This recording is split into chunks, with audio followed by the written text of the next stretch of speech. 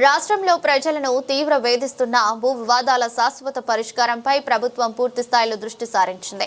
కలెక్టర్ల సదస్సు 2 రోజున భూ సంబంధిత అంశాలపై సుదీర్ఘంగా చర్చించిన ముఖ్యమంత్రి చంద్రబాబు ఈ సమస్యల పరిష్కారానికి ఉన్నత స్థాయి ప్రాధాన్యత ఇవ్వాలని అధికారులను ఆదేశించారు.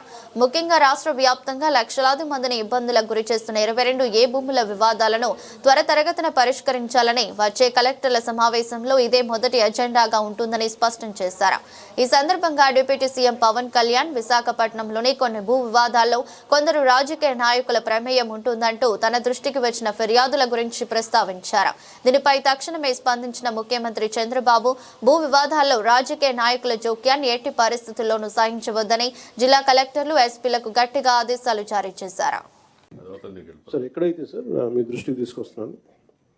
ఎక్కడైతే మీరు మోర్ ఇండస్ట్రియల్ బెల్ట్ ఎక్కడ ప్లాన్ చేశారో ఉత్తరాంధ్ర కానీ కొన్ని ఎస్పెషల్లీ నా దృష్టికి ఎక్కువ వచ్చింది ఉత్తరాంధ్రకు సంబంధించి కొంత పొలిటికల్ లీడర్షిప్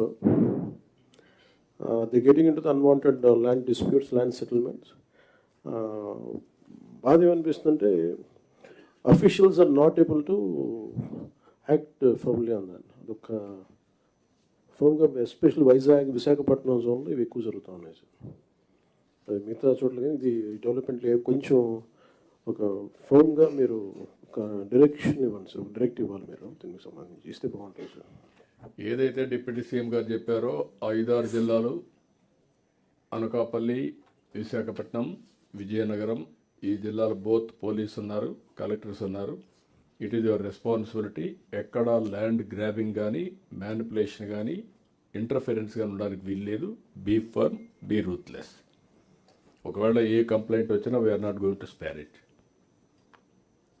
ఎవరైనా సరే, దట్ ఈస్ ది మ్యాండేట్. మీరు క్లియర్గా ఉండండి. పాత రికార్డ్స్ కూడా మేము వెరిఫై చేస్తాం. ఎవరు తప్పు చేసినా కూడా ఎవరిని వదిలిపెట్టే సమస్య ఉండదు.